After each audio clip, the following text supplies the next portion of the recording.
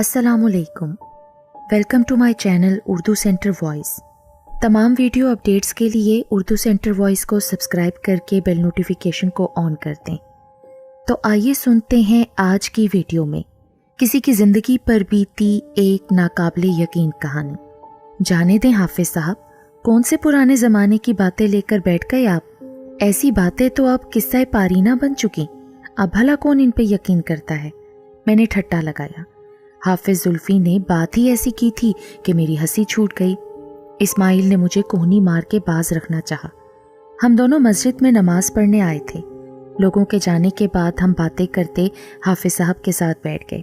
इस्माइल का कोई ख़ानदानी मसला था जो सुलझाने के लिए उसने हाफिज साहब से मशवरा करना ज़रूरी समझा, मगर हाफिज साहब ने उसके मसले को सुन के फ़ौरन माफूकुल फितरत करार दे दिया कि आसेबी मसला है, जिसमें मैं हंस पड़ा। उन्होंने शायद बुरा मना लिया, तभी मौजू बदल दिया गया। मगर जितना वक्त मैं वहाँ बैठा रहा वो नाराज़गी से जवाब देते रहे, मगर मैंने परवाह नहीं की। भला ये भी कोई बात है? छोटे छोटे मसलों को जिनों चुड़ैलों से जोड़ के रकम ऐंठना आजकल के मौलवियों ने कारोबार बना लिया है।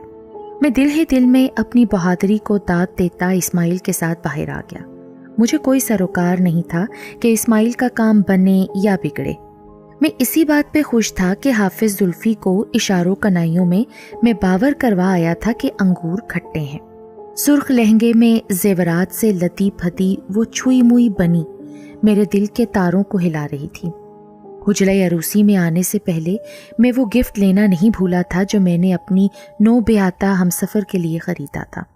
मैंने राजस्थानी पगड़ी उतार के साइड टेबल पर रखी जो स्पेशल अम्मी ने बनवाई थी। मैं उनकी अकलौती औलाद था। जितने अरमान थे उन्होंने मेरी शादी पे खूब धूमधाम से निकाले थे। मैं आगे बढ़ा, गिफ्ट खोल के कुछ देर उसकी ताबनाकी देखता रहा, फिर उसे खोल के अपनी नो बेहाता बीवी पे ओढ़ा दिया। वो एक चमकता दमकता जर्दी माइल जर्री का दुपट्टा था जो मेरी बीवी रिमशा को बेहद पसंद था। सुहाग रात को उससे बेहतर कोई और गिफ्ट मुझे जचा ही नहीं। रिमशा ने घूंघट की ओर से उसे देखा तो मुस्कुरा उठी। मैंने उसका हाथ थामा और अपनी मोहब्बत की मोहर उस पे सब्त करते उसका घूंघट उलट दिया। मैं कितने पल उसे आंखों के रास्ते दिल में उतार रहा था। आज वो मुकम्मल कील कांटों से लेस थी। ना भी होती तब भी उसका हुस्न दो आतशा था। हम दोनों बातें करते कब बहके पता ही न चला। रिमशा मेरी ज़िंदगी में आने वाली वाहिद औरत थी जिसे मैंने पहली नज़र में दिलो जान से चाहा था, पसंद किया और फिर अपना लिया। मुझे आज भी वो दिलकश दिन अच्छे से याद था जब रिमशा से मेरी पहली मुलाकात हुई थी। मैं उसकी जुल्फ़ों से खेलता अपनी खुशबख्ती पे नाज़ा माजी में गोता जन हुआ। जर्री हाउस शॉप का शटर उठाते मैंने उस बुर्का पोश लड़की को बौर देखा जो गली के 2 चक्कर लगा चुकी थी और अब तीसरा लगाने वाली थी। मेरा माथा ठनका, कहीं ये चोर ना हो। दाएं बाएं उसके साथी छुपे उसकी जंबिशे उबरू के मुंतजिर मुझ पे पल पड़े। पहले भी एक बार ऐसा हो चुका था। दुकान बेशकीमत शादी ब्याह के गरारों, लहंगों और जरी के दुपट्टों से अटी पड़ी थी। हमा वक्त 5-6 लाख कैश रकम अलहदा पड़ी रहती थी। कुछ अरसा पहले शायद किसी ने मुखबरी की थी जो डाके की सूरत हमें भुगतनी पड़ी। फिर अब्बू से जैसे छतरोल हुई कि मत पूछें, मगर अब अब्बू दुनिया में नहीं थे, इसीलिए मुझे ही जर्री हाउस संभालना पड़ा। अब उस लड़की को देखते मैं मोहताज सा दाएं बाएं देखने लगा। इस बात से तसल्ली हुई कि सच शुक्र तकरीबन आधी मार्केट खुल चुकी थी। अब वो नकाबपोश लड़की धीमी चाल चलते मेरे नज़दीक आ चुकी थी। शटर उठा के मैं सीधा खड़ा उसे कीना तोस निगाह से घूरने लगा। जी मोहतरमा, कुछ चाहिए आपको या रास्ता भटक गई हैं? मैंने उखड़ेपन से बदतमीजी के रिकॉर्ड तोड़े। जी, वो हकलाई। असल में मेरी सहेली की शादी है और मुझे उसके लिए गिफ्ट चाहिए। मैंने सोचा क्यों ना उसे जर्री का दुपट्टा दिया जाए, इसलिए दुकान के खुलने का इंतज़ार कर रही थी। बग़ैर तमहीद घबराए अंदाज में उसने मुद्दा बयान किया। ओह, मुझे शायद पहली बार कुछ शर्मिंदगी का एहसास हुआ। ज़रूरी नहीं जो हमें नज़र आ रहा हो वही सच निकले, कभी पीछे भी झांक लेना चाहिए। मैंने खनकार के गला साफ किया और उसे कुछ देर रुकने का कहा ताकि रात भर का जमाशुदा हब्स निकल जाए। वो भी एक तरफ लग के खड़ी हो गई। मैं अंदर दाखिल हुआ, चीज़ें उठा के करीने से लगाने लगा। कभी कभी चोर नज़रों से बाहर देख भी लेता। वो महवियत से अंदर लगे लहंगे देख रही थी। कुछ देर बाद मैं फारिग हुआ तो उसे अंदर आने का इशारा किया। वो भी जैसे मुंतज़िर थी, जल्दी से अंदर चली आई। उसके हुलिये को देखते मैंने जर्री के हल्के काम वाले दुपट्टे दिखाने शुरू किए, मगर वो हर दुपट्टा रिजेक्ट कर देती। 10-12 दुपट्टे देखने के बावजूद उसकी नज़र में कोई जच नहीं रहा था। मुझे उसकी हरकत पे सख्त गुस्सा आ रहा था, मगर जब्त किए रहा।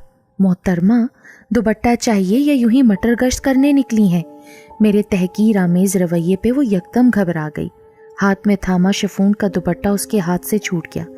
इससे पहले कि मैं कुछ कहता, वो घबराहट में नीचे झुकी तो दुपट्टा उठाते उसका नकाब जर्री के तारों से उलझता हुआ हट गया। मैं जो गुस्से से उसे झुके देख रहा था, उसका चेहरा देखकर हैरान रह गया। मैंने 27 बरस की उम्र में कई खूबसूरत लड़कियां देखी, हत्ता कि हसीन तरीन औरतों से भी वास्ता पड़ता रहता, मगर उस लड़की को देखकर मैं आंखें झपकना भूल गया। मेरी जुबान लड़खड़ा गई। समझ में नहीं आ रहा था कि सिलसिला गुफ्तगू कहाँ से शुरू करूं। जो कुछ देर पहले उसे सलावातें सुनाने के चक्कर में था, अब यूं बुत बना उसकी एक निगाह का मुंतजिर था। आप ये दुपट्टा दे दें। नकरई घंटियां बज उठीं। हालांकि पहले उसकी आवाज़ सुन चुका था, मगर अब वही आवाज़ सुर और ताल बजा रही थी। शायद इसे ही पहली नज़र की मोहब्बत कहते हैं। मैंने ठंडी सांस भरी। वही ज़मीन पे गिरा दुपट्टा उसे पसंद आ चुका था। उसने दुपट्टे की कीमत अदा की और जाने के लिए कदम बढ़ा दिए। सुनो, न जाने कैसे मैंने उसे पुकारा। वो पलटी और हैरत से मुझे देखा। मुझे लगा कि मैं एक गदागर हूँ जो खाली कशकोल लिए उसके सामने घुटने टेके बैठा हूँ। तुम कहाँ रहती हो? अपने घर। जब तुमसे दोबारा मिलना हो तो कैसे? आज ही मैं तमाम दूरी पाट देना चाहता था। वो मुस्कुराई और पलट के काउंटर की जानिब बढ़ी। वहां रखे कलम से अपना नंबर लिखकर मुस्कुराहट के साथ वापस मुड़ गई और मैं अपने दिल की उथल पुथल होती धड़कन को सुनता रहा। ये मेरी और रिमशा की पहली मुलाकात थी और अब वही रिमशा मेरी बीवी की सूरत मेरी बाहों के घेरे में कसमसा रही थी। शादी का पहला दिन था। अम्मी ने सुबह सुबह नाश्ता बनाया तो मुझे आवाज़ दे मारी। उनकी आवाज़ पे मैं बेड पे हाथ पांव मारता कसलमंदी से उठा तो चौंक गया। बेड पे तोते और कबूतर के चंद पर बिखरे पड़े थे, जैसे हाथ से नोचे गए हों। मुझे हैरत का शदीद झटका लगा। ऐसा पहले कभी नहीं हुआ था। मैं उठा ताकि उन्हें उठा के बाहर फेंक सकूं। रिमशा बाथरूम से बाहर निकलती दिखाई दी। मुझे यूं बैठे देखकर आगे बढ़ी और गीला तौलिया उतार के कुर्सी पे रखा। उसके लंबे दराज बाल देखकर मुझे मस्ती सूझी। उसके गीले बालों की परवाह ना करते हुए उसे मैंने जोर से दबोचा। मेरे चेहरे पर उसकी दराज जुल्फों की ठंडक ने साया करते मुझे एक बार फिर खुद से बेगाना कर दिया। तब तक बेड पे पड़े तोते के पर मेरी याददाश्त से रफू चक्कर हो चुके थे। आसिफ, अम्मी की आवाज़ पर खाना खाते मैंने सर उठाया और उनकी तरफ देखा। बेटा, कई दिनों से तुम्हें कुछ कहना चाह रही थी, मगर तुम देर से घर आते हो इसलिए कह नहीं पाई। अम्मी कुछ परेशान लगी। जी अम्मी, कहिए ना। मैं हमतन गोश हुआ। मुझे एहसास हुआ कि एक माँ की शादी में अम्मी को ठीक से वक्त नहीं दे पा रहा, शायद इसी वजह से परेशान है। आसिफ बेटा, अजीब सी बात है, समझ में नहीं आ रहा कि कहाँ से शुरू करूं। वो हाथ मसलती मुझे काफ़ी परेशान लगी। खैरियत अम्मी, बताएं तो सही, क्या हुआ? मैं खाना छोड़कर बाकायदा उनकी तरफ मतवज्जा हुआ। वो बेटा, 3-4 बार ऐसे हो चुका है कि कभी तोते के पर मिलते हैं और कभी कबूतर के। आज तो हद हो गई। कटकों के पर मिले हैं मगर वो खुद गायब है। अम्मी अपनी प्यारी सेहतमंद मुर्गी को कटको कह के बुलाती थी। परों का सुन के मुझे शादी के पहले दिन वाला वाकया याद आ गया, मगर अम्मी को नहीं बताया कि मजीद परेशान ना हो जाए। अम्मी, इधर उधर मोहल्ले में पता करवाना था ना, ज़रूर कटको वहाँ मिल जाती। मगर तोते और कबूतर के पर मिलना कोई परेशानी की बात नहीं। बिल्ली कहीं भी हो, उन बेचारों की शामत आ ही जाती है। उन्हें खा पी के पर इधर उधर फेंक देती है। आप परेशान नहीं हो अम्मी। मैंने उन्हें तसल्ली दी। इस दौरान रिमशा बिल्कुल खामोश रही। वो बेचारी कर भी क्या सकती थी, अब बिल्ली पकड़ने से तो रही, मगर अम्मी मेरे जवाब से मुतमईन ना हुई, लेकिन खामोश रहीं। दिन ऐसे ही सब खरामी से गुजरने लगे कि अचानक अम्मी मुझे रोते भी लगते छोड़ के चली गई। حادثہ اتنا اچانک تھا کہ مجھے سنبھلتے سنبھلتے سال لگ گیا۔ تب تک میں 2 پیارے پیارے جڑواں بچوں کا باپ بن چکا تھا۔ رمشا سے میری محبت 2 چند ہو گئی تھی۔ پروں کا سلسلہ یوں ہی جاری و ساری رہا، مگر میں نے کوئی پرواہ نہیں کی، یا یوں کہنا بے جانا ہوگا کہ شاید مجھے عادت پڑ گئی تھی، لیکن ایک واقعے نے مجھے شدید خوفزدہ کر دیا۔ ہوا یوں کہ بچوں کے لیے میں 2 بکریاں خرید لایا تاکہ بچے تازہ دودھ پی سکیں۔ رمشا نے بھی کوئی اعتراض نہ کیا۔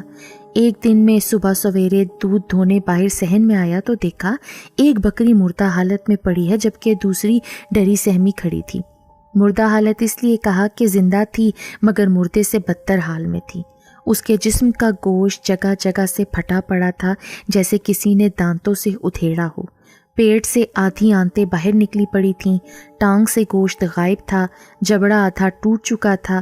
اس کی حالت دیکھ کر میرے بدن میں سنسنی سی توڑ گئی۔ بچوں کے اٹھنے سے پہلے صحن میں گڑھا کھود کے میں نے بکری کو دفنا دیا کہ بچے اسے دیکھ کر ڈر نہ جائیں، مگر یہ واقعہ ایسا تھا کہ جس نے مجھے پہلی بار سوچنے پہ مجبور کر دیا۔ جب تک رمشا دیسی گھی کے پراٹھے بناتی میں تیار ہو چکا تھا، حالانکہ میرا دل بالکل ناشتہ کرنے کو نہیں چاہ رہا تھا۔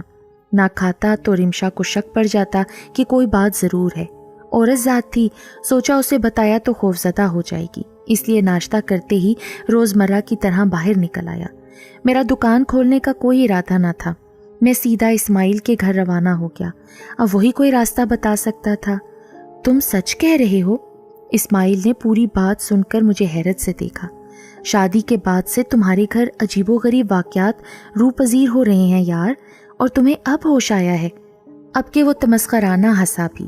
یار اسماعیل، تم جانتے ہو میں ان فضولیات پہ یقین نہیں رکھتا، مگر بکری کی حالت دیکھ کر میرے رونگٹے کھڑے ہو گئے تھے۔ میں نے آج تک اتنا ڈراؤنا منظر نہیں دیکھا سوائے فلموں کے۔ میں تو ابھی تک دہشت اور خوف کے زیر اثر ہوں۔ بھابھی کو بتا کے آئے ہو کیا؟ نہیں یار، رمشا معصوم سی ہے، جلد ہی خوفزدہ ہو جاتی ہے۔ تم جانتے ہو نا، امی کے بعد وہ بالکل اکیلی پڑ گئی تھی۔ میری حالت تمہارے سامنے ہے، ہم دونوں نے کیسے ایک دوسرے کو سنبھالا ہے، ہم ہی جانتے ہیں یہ، تو پھر میں اسے کیوں پریشان کروں؟ اچھا کیا نہیں بتایا۔ اب اٹھو، حافظ زلفی ہی بتا سکتے ہیں کہ یہ پروں اور بکری کا کیا معاملہ ہے۔ اسماعیل نے اٹھتے مجھے بھی ساتھ چلنے کا اشارہ کیا۔ ہم دونوں دوست باتیں کرتے باہر نکل آئے۔ عام دنوں کی نسبت مسجد میں رش کم تھا، عصر کی نماز پڑھے آدھا گھنٹہ گزر چکا تھا۔ حافظ زلفی مسجد کے محراب کے نیچے بیٹھے قرآن پاک کی تلاوت فرما رہے تھے۔ ہم دونوں ان کے قریب جا کے بیٹھ گئے۔ وہ کچھ دیر پڑھتے رہے، پھر قرآن کو چومتے ریل پہ رکھ دیا۔ جی آصف صاحب کیسے تشریف لائے؟ حافظ زلفی کے چہرے پہ چھائی مسکراہٹ ہم دونوں کو بڑی معنی خیز سی لگی، جسے محسوس تو کیا مگر بولے کچھ نہیں۔ اسماعیل نے کچھ کہنے کے لیے منہ کھولا ہی تھا کہ حافظ زلفی نے ہاتھ کے اشارے سے اسے منع کر دیا۔ آصف صاحب، آپ سے پوچھا ہے، اگر بکری کا واقعہ نہ ہوتا تو آپ ہمارے آستانے پر آنے کی کبھی زحمت گوارا کرتے، ہے نا؟ ان کی مسکراہٹ مزید گہری ہوئی، جبکہ اسماعیل اور میں ہونکوں کی طرح انہیں دیکھ رہے تھے۔ کیسی عجیب بات تھی کہ بکری کا واقعہ ہم دونوں کے علاوہ کسی کو معلوم نہ تھا۔ آپ؟ میں ہکلایا۔ آپ کو کیسے پتا چلا؟ مجھے تو پہلے دن کے طوطے کے پروں کا بھی پتا ہے۔ تم نہ بتاؤ بے شک، ایسی خبریں بھلا کب چھپ سکتی ہیں؟ اب کے حافظ صاحب کی پرسراریت نے مجھے چونکا دیا۔ حافظ صاحب کچھ بتائیں تو صحیح کہ معاملہ کیا ہے؟ اسماعیل نے ششو پنج سے پوچھا۔ آصف صاحب، ماں کی وفات کے دوسرے دن آپ کی بیوی نے ایک میسج دے کر وعدہ لیا تھا، اگر یاد ہے تو مجھے بتا سکتے ہیں؟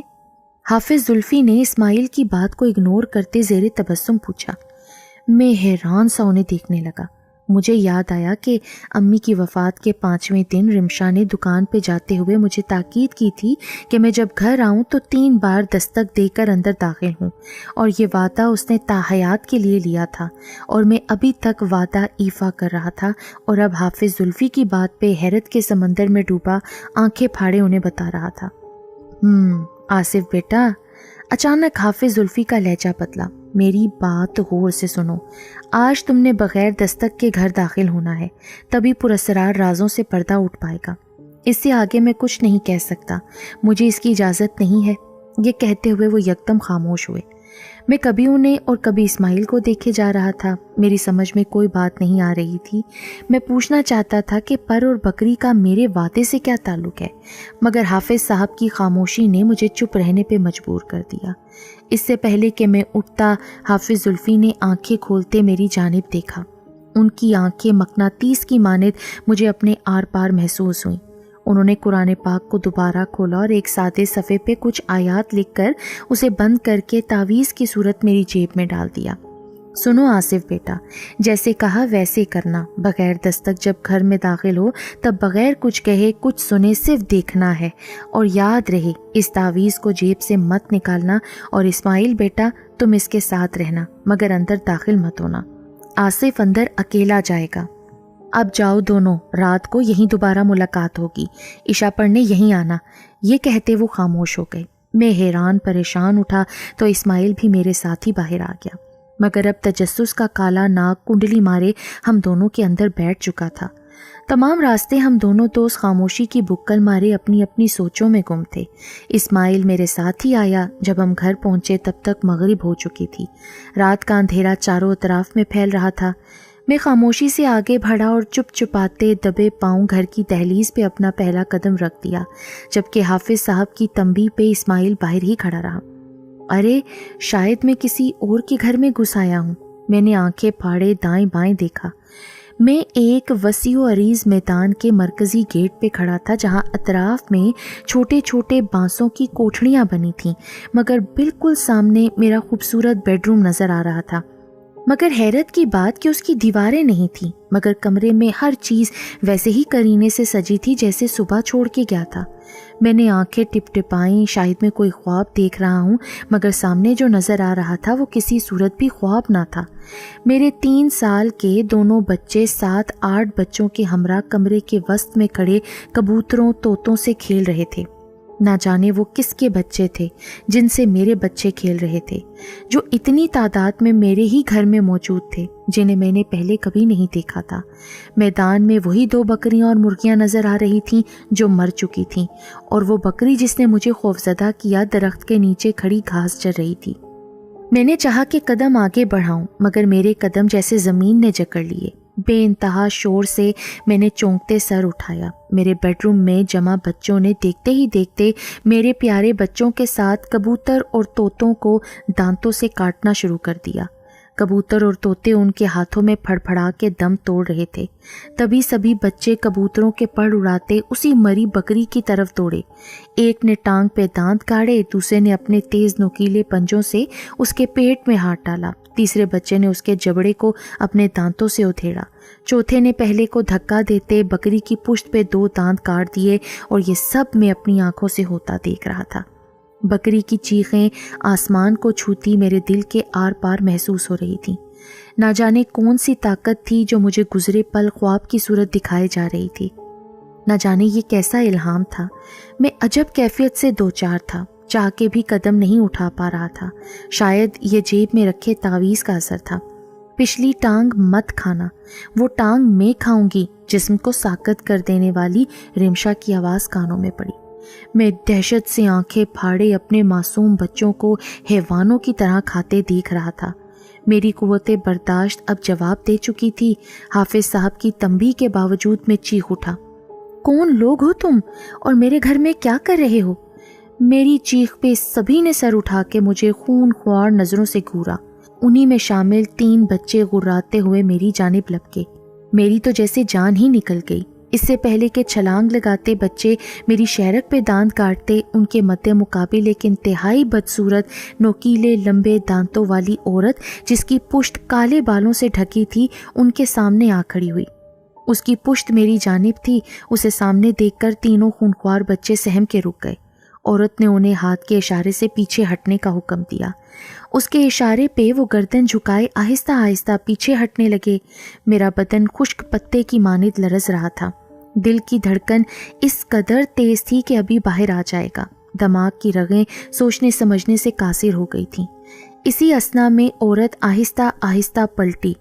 शायद ही मैंने अपनी जिंदगी में इतना डरावना चेहरा देखा होगा। बड़ी बड़ी लाल अंगारा आंखें अंडे की तरह, लंबे पीले दांत, टेढ़ी नाक, चेहरे पे जगह जगह बालों की लटें, लंबे लटकते कान, सर पे 2 सींग। खौफ से ही मेरी आंखें फैल गईं। मुझे यकदम एक झटका लगा, आंखों के गिर्द दायरे नाचने लगे। इससे पहले कि मैं ज़मीन पे गिरता 2 नरमो गुदाज बाजुओं ने मुझे थाम लिया। तुम्हें कहा था ना दस्तक देकर आना। अब के रिमशा की मीठी मतरन्नम आवाज़ मेरे कानों में गूंजी। मैंने आंखें पिटपिटाईं। अगर मैं नज़दीक ना होती तो जानते हो उन बदमाशों ने तुम्हें मार डालना था। ये छलावे हैं, हमारे रिश्तेदार जिन। मगर तुमने वादा तोड़ दिया आसिफ। वो यकदम रंजीदा हुई। सिर्फ एक वादा लिया था और क्या मांगा था तुमसे? उसने नीम बेहोश मेरा सर अपने घुटनों पे रखा। मैंने तुम्हें चाहा था, तुम्हें पाया और ताहयात तुम्हारे साथ रहने के सपने देखे थे, मगर तुमने क्या कर दिया आसिफ? वो रोने लगी। इसी एक वादे पे तुम्हारे और मेरे बीच जो दीवार हायल थी वो तुमने ख़त्म कर डाली। तुमने अपने हाथों अपना घर तबाह कर डाला आसिफ। चीखों को दबाते वो घुटी आवाज़ में बोली। अब मैं आज़ाद हो गई हूँ तुम्हारी मोहब्बत से, तुम्हारे हकूक़ से। मुझे मरते दम तक इस चीज़ का अफसोस रहेगा। मैं अब पलट के नहीं आऊँगी। वो आंसू बहाती बेरब्त बोलती मेरे दिल पे कचोके लगा रही थी। मैं बच्चों को साथ लेकर जा रही हूँ आसिफ। तुम्हारी दुनिया से मेरा नाता अब टूट चुका है। गुदाज बाजुओं में नीम बेहोशी के आलम में मैं उसकी आवाज़ सुनता जा रहा था। मैं कहना चाहता था मत जाओ रिमशा, मैं तुम्हारे बगैर अधूरा हूँ, मगर मैं चाह के भी उसे ना रोक पाया। मैं अपनी महबूब बीवी को कैसे रोकता? मैं रिमशा का दीवाना था, एक चुड़ैल का नहीं। ये होलनाक मंजर मैं कब तलक बर्दाश्त करता, न जाने कब होशो खुर्द से बेगाना हो गया। इशा की नमाज पढ़कर जूं ही लोग बाहर निकलना शुरू हुए, हाफिज जुल्फी ने मुझे रुकने का इशारा किया। मैं वहीं कारपेट पे बैठ गया। वैसे भी मेरी हालत घर जाने वाली नहीं थी। मुझे बैठे देखकर इस्माइल भी रुक गया। हम दोनों बैठे बातें करने लगे। कुछ देर बाद हाफिज जुल्फी हमारे करीब आके बैठ गए। कुछ पल खामोशी से हमें देखते रहे। मेरी तरफ देखते हल्का सा तबस्सुम उनके चेहरे पे आ रुका। तुम खुश नसीब हो कि अभी तक जिंदा हो। जानते हो क्यों? क्यों? क्योंकि वो तुमसे इश्क कर बैठी है, और ये इश्क कहीं का नहीं छोड़ता, चाहे इंसान को ये बीमारी लगे या जिन्नात को। और ये बीमारी उसे लग चुकी है। अब तुम्हारे लिए ये ज़रूरी है कि ख़ुद को बचाने के लिए तदबीर करो। वो वापस आ सकती है। हाफिज साहब मसलहतन खामोश हुए। मैं खुद एक अजीब सी कैफियत से दो चार था। मैं रिमशा को छोड़ना भी नहीं चाहता था, लेकिन अपनी आइंदा की ज़िंदगी की खातिर उसे निजात हासिल करना भी ज़रूरी हो गया था। इंसानी नस्ल के लिए मुझे ज़िंदा जीती जागती औरत की ज़रूरत थी, ना कि एक हैवान यानी एक चुड़ैल की। मेरी निगाहों में मगरिब का वो खौफनाक मंजर घूम गया। मुझे दहशत से झुरझुरी आई। अब मुझे क्या करना होगा हाफिज साहब? पहले तुम्हें उसे अपने दिलो दिमाग से निकालना होगा, फिर घर से उसके इस्तेमाल की तमाम चीज़ें दरिया में बहानी होंगी। हाँ, फिर वो एकदम चौंके। तुमने कोई ऐसा तोहफा उसे दिया था जो उसे बहुत पसंद हो, वो उसे हर पल संभाल कर रखती हो? ये कहते ही वो कुछ पढ़ने लगे। जी, वो जर्री का जर्द दुपट्टा था। मुझे यकदम याद आया, वो उसे बहुत पसंद था। मैंने पहली रात को उसे वही उड़ाया था। उस दुपट्टे को फौरन किसी चलते दरिया में बहा दो। ऐसे तुम्हारी जान हमेशा हमेशा के लिए उस चुड़ैल से छूट जाएगी और फिर वो कभी वापस नहीं आएगी। जाओ इस्माइल, अपने दोस्त के साथ रहना जब तक ये दुपट्टे को ठिकाने ना लगाते।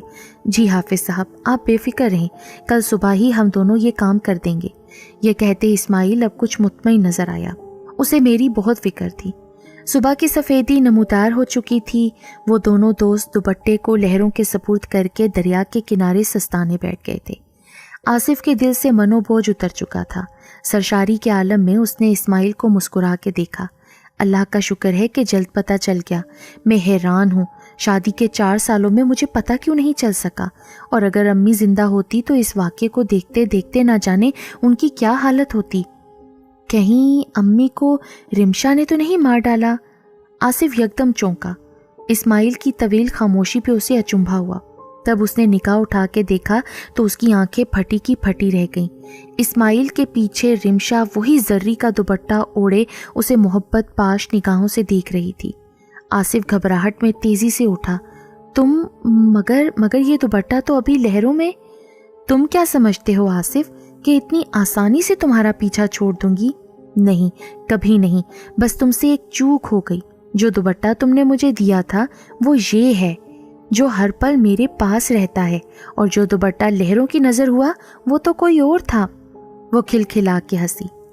آصف نے چاہا کہ بھاگ سکے. خوف کی حالت میں وہ اپنا توازن برقرار نہ رکھ سکا. اسماعیل نے اسے پکڑنے کی ناکام کوشش کی مگر تب تک وہ چلتے پانی میں گر چکا تھا.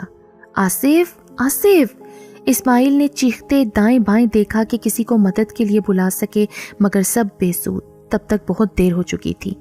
اے اسماعیل، اپنے حافظ زلفی کو جا کے کہہ دینا آصف رمشا کا ہے اور ہمیشہ اسی کا رہے گا. دنیا کی کوئی طاقت ہمیں علیحدہ نہیں کر سکتی، سمجھے؟ غصے سے کہتے رمشا نے دیکھتے ہی دیکھتے پانی میں چھلانگ لگا دی. اسماعیل دہشت اور خوف سے آنکھیں پھاڑے زرد دوپٹے میں لپٹے ان دو جسموں کے ملاپ کو بے چارگی سے دیکھتا رہ گیا.